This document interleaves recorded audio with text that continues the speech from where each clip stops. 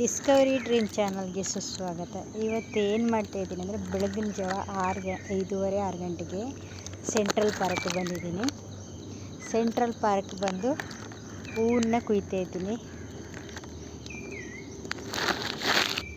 ಬೆಳಗಿನ ಜಾವ ವಾಕಿಂಗ್ ಬಂದ ಹಂಗೆ ಹೂ ಕುಯ್ಕೋಣ ಅಂತ ಬಂದಿದ್ದೀನಿ. ಜನರು ಕೂಡ ವಾಕಿಂಗ್ ಮಾಡ್ತಾ ಇದ್ದಾರೆ. ಈ ಲೈನೆಲ್ಲ ಫುಲ್ಲು ಹೂವಿನ ಗಿಡಗಳಿದೆ.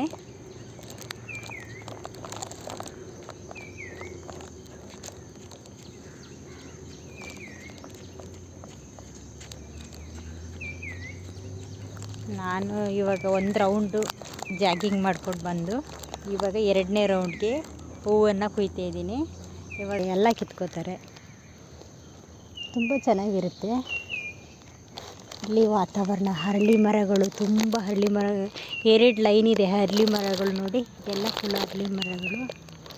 ತುಂಬ ಗಾಳಿ ಚೆನ್ನಾಗಿ ಬರ್ತಾಯಿದೆ, ಫ್ರೆಶ್ ಗಾಳಿ ಬರ್ತೈತೆ.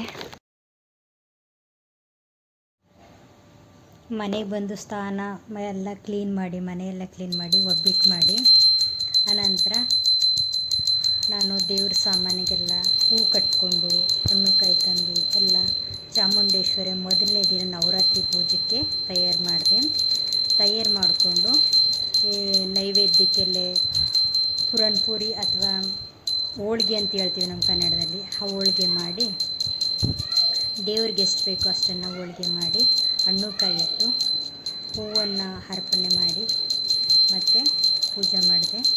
ಹಾಗೆ ಹೊಸಲು ಪೂಜೆನೂ ಕೂಡ ಮಾಡಿದೆ. ನಾನು ಹೊಸಲು ಪೂಜೆ ಮಹಾಲಕ್ಷ್ಮಿ ಯಾವಾಗಲೂ ನಮ್ಮ ಮನೇಲಿ ಸ್ಥಿರವಾಗಿರಬೇಕು ಅಂತ ಬೇಡಿಕೊಂಡೆ.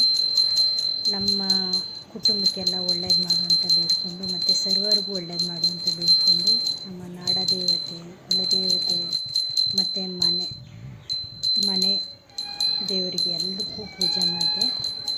ಶುದ್ಧ ಮನಸ್ಸಿನಿಂದ ಪೂಜೆ ಮಾಡಿ ನೈವೇದ್ಯ ಎಲ್ಲ ಇಟ್ಟು ಆರತಿ ಬೆಳೆದೆ, ಗಂಧದ ಕಡ್ಡಿ ಬೆಳೆದೆ, ಮತ್ತು ಕರ್ಪೂರದಿಂದ ಆರತಿ ಬೆಳೆದೆ. ಸುಗಮವಾಗಿ ನನ್ನ ಪೂಜೆ ಸಾಕ್ತು. ಹಾಗೆ ಒಳ್ಳೆಯದಾಗಲಿ ಅಂತ, ಸರ್ವರಿಗೂ ಒಳ್ಳೆಯದಾಗಲಿ ಅಂತ ಪೂಜೆ ಮಾಡಿ ಬೇಡಿಕೊಂಡೆ. ನಿಮಗೆ ಈ ವಿಡಿಯೋ ಇಷ್ಟ ಆದರೆ ಲೈಕ್ ಮಾಡಿ, ಶೇರ್ ಮಾಡಿ, ಕಮೆಂಟ್ ಮಾಡಿ, ಸಬ್ಸ್ಕ್ರೈಬ್. ನೆಕ್ಸ್ಟ್ ವಿಡಿಯೋದಲ್ಲಿ ಸಿಗ್ತೀನಿ.